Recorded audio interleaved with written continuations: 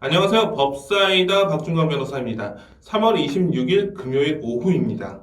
오늘은 경찰이 밝힌 조주빈의 7가지 혐의와 그 다음에 조주빈의 범죄에 범죄단체 조직죄를 적용할 수 있는지 말씀드리겠습니다.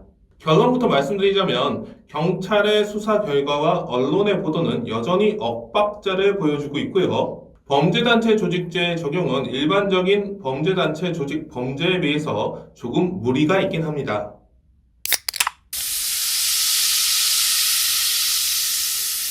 범죄단체 조직죄부터 말해보죠. 이 바닥에서는 범죄단체 조직죄를 줄여서 범단이라고 합니다. 범죄단체 예로 조직폭력배도 있고 그 다음에 불법 스포츠토토 조직, 그 다음에 보이스피싱 조직이 있습니다.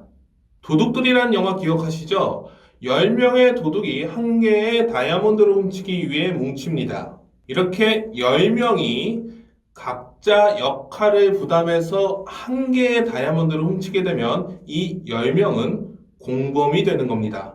이때 도둑들에서 함께 다이아몬드를 훔친 김윤식, 이정재, 김혜수, 전지현은 공범이지만 범죄단체는 아닙니다. 공범과 범죄단체는 무슨 차이가 있을까요? 도둑들이라는 영화에서 전지현이 범행에서 빠진다고 생각을 해보세요. 전지현은 범행에 가담하지 않았기 때문에 다이아몬드를 훔친 것으로 처벌을 받지 않습니다. 하지만 이 도둑들이 범죄단체라면 전지현이 다이아몬드를 훔치는 일에서 빠져도 전지현은 다이아몬드 절도죄로 처벌받을 수 있습니다. 즉, 아무 일도 하지 않았어도 범죄단체에 가입했다는 이유 하나만으로도 처벌받을 수 있는 겁니다. 만약 N번방 사건에 범죄단체 조직죄가 적용이 된다면 이제 돈을 내고 N번방에 참여한 대다수의 사람들은 단순히 아동 청소년 이용 음란물을 소지했다는 것뿐만 아니라 아동 청소년 이용 음란물을 제작했다는 것으로도 처벌받을 수 있는 겁니다. 그럼 공범과 범죄단체는 무슨 차이가 있을까요?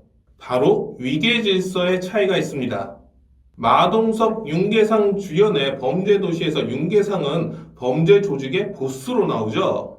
여기서 윤계상의 말에 부하들이 복종합니다. 무서우니까요. 이렇게 위계 질서를 가진 집단을 범죄 단체라고 하는 겁니다.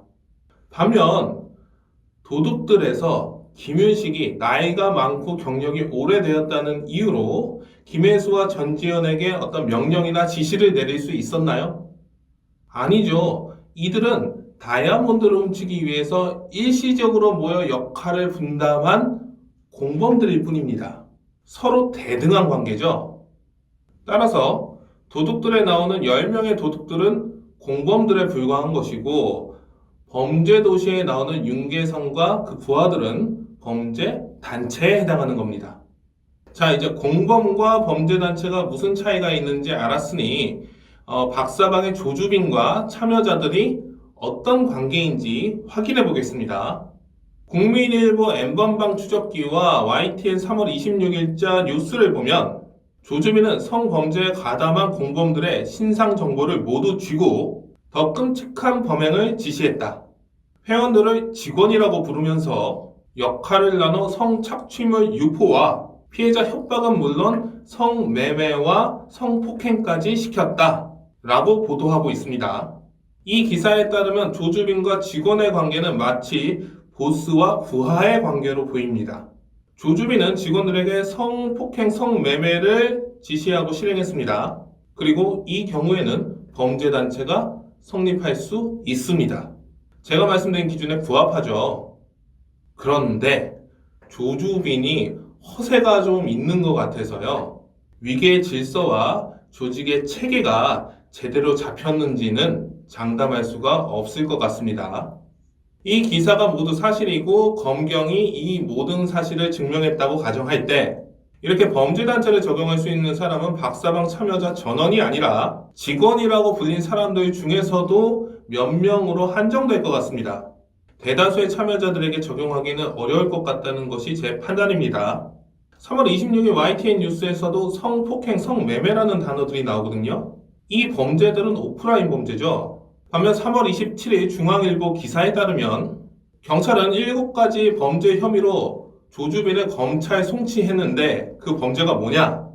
아동 청소년 이용 음란물 제작, 강제추행, 협박, 강요, 사기, 개인정보 제공, 그 다음에 카메라 등 이용 촬영죄입니다.